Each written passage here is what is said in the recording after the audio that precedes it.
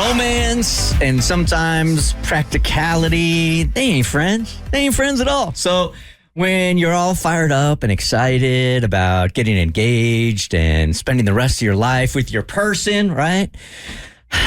And you got to start talking about finances. That sucks. This prenup conversation, man, sucks. And when you have one person that feels very strongly about a prenup and the other one doesn't, where's your compromise in that? So this is the email that we got last week. And if you got something going on in your life, we'd love to hear about your life. Share it with us at thebertshow.com. Bert, I heard you. That's how my mom used to say my name. Okay. Just when she wanted something. Bert! Bert! She made it 2 syllables. It's kind of impressive. I was thinking, I know it's coming. Get up. Get off your ass yourself. I used to think the same thing. It is nice to have a kid, though, because like Jimmy likes to go fetch things. So it's like, hey, go get that over there. And he'll go get it and bring it to you. And I'm like, man, this having a kid thing ain't so bad no more. Enjoy that while it lasts. I mean, it'd be like 4 feet away. Bert! Bert, I heard you talking about your prenup last week. This very subject is about to break up my engagement. She is taking it so personally that we're on the verge of breaking up. I've spent 15 years in the tech industry building a life for myself, creating software, distributing it, finding the right partners. I've earned everything I have. I own my company. We do, this is capital letters, very well. I did all this without her. I'm 32 now. What was that? I heard somewhere. Was that you? Mm-hmm. Why?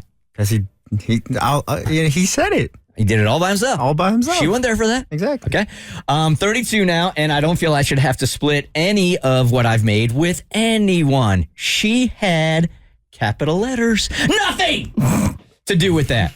But she insists that I don't trust our marriage or I'd never even consider this. That sounds like somebody who wants your money. Right? Mm-hmm. She's really hurt and mad. She makes considerably less than I do, but I feel strongly about it, like you do. I think that's directed at me. So how did you convince your fiance to agree to it? All right, as I mentioned before, first of all, I didn't have to because she was the one that brought it up. So that made it real easy. What a relief.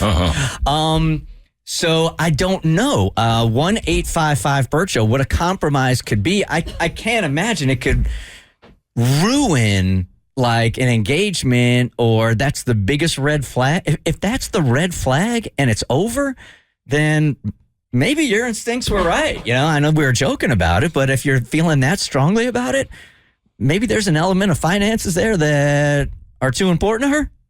Yeah. If I'm in this situation and I did this all on my own 32 years, and now you come around and say that you're going to leave, you're going to so much as leave because I have a difference of opinion on what this prenup situation should look like. That's a reason for me to let you leave. Yeah. Because the same way she says you don't trust the marriage because you don't want the prenup, I feel like he can say the same thing about her. If you trusted the marriage, then why does it matter? Katie, this a deal breaker for you?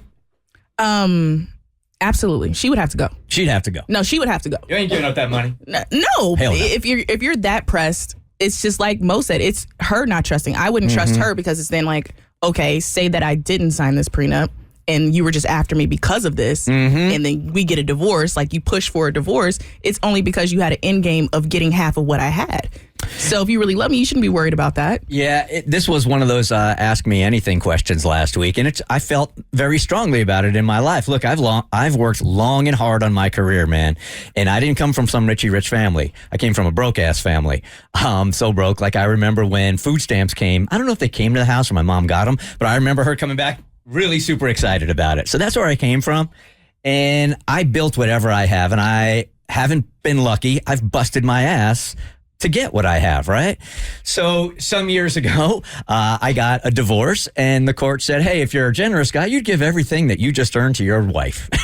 So I agreed with the courts and said, you know what? You're right. Well, the difference here is, though, your ex-wife was with you through the building of all that. Absolutely. And yes, absolutely. So when I had to give away half of what we built, I should say, together. I mean, we started Bert's Big Adventure. She was instrumental in starting the show with the finances, my ex. So when 50% came around, it hurt, but I did it.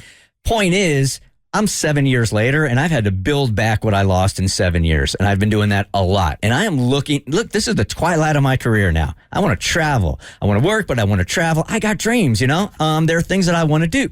So I feel like, look, this is my safety net here. This is the rest of my life. This is really important to me. I didn't have to say any of that to Tiffany because she is the one that offered it up. But that's really how I feel about it. Now, she's going to be taken care of, and Eliza is going to be taken care of if I die. But as far as a prenup goes, she was down with it, and she understood all that. What about us?